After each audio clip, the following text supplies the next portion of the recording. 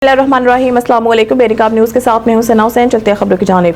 खबर शामी कहते हैं वज़ीर अब्बास से मोहम्मद राहील अमजद की रिपोर्ट के मुताबिक सानिया जाफर एक्सप्रेस में शहीद होने पाक फौज के जवान अज़ादार अब्बास की नमाज जनाजा अदा की गई। नमाज जनाजा में शहीद के बुरसान वालिद मोहम्मद इकबाल के अलावा पाक आर्मी ऑफिसर्स और अवाम बड़ी तादाद में मौजूद थे। शहरियों ने जस्ते खाकी का पुरतपाक इस्तकबाल किया, फूलों की पत्तियां निछावर की और पाक फौज के हक में जबरदस्त नारेबाजी की। वज़ीराबाद का रिहायशी शहीद अज़ादार अब्बास सानिया के रोज बजरिया जाफर एक्सप्रेस कोयटा छावनी से वापस लाहौर छावनी के लिए आजिम सफर थे।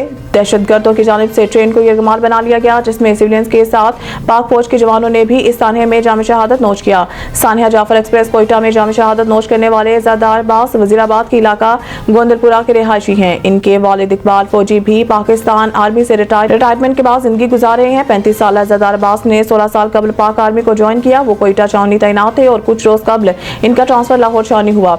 वो जाफर एक्सप्रेस पर लाहौर के लिए सवार थे कि दहशतगर्दों के साथ लड़ते सानिया जाफर एक्सप्रेस में जाम शहादत नोश कर गए। बेटे की शहादत पर फखर, पोते को भी पाक फौज में भर्ती कराऊंगा। वालिद का है ये कहना। भाई भी अपने शहीद भाई की शहादत पर फखर इफ्तिखार कर रहे हैं। शहीद अज़ादार के नन्हे बेटे का कहना है कि पाक फौज में भर्ती होगा और अपने वालिद की तरह वतन पर कुर्बान होगा।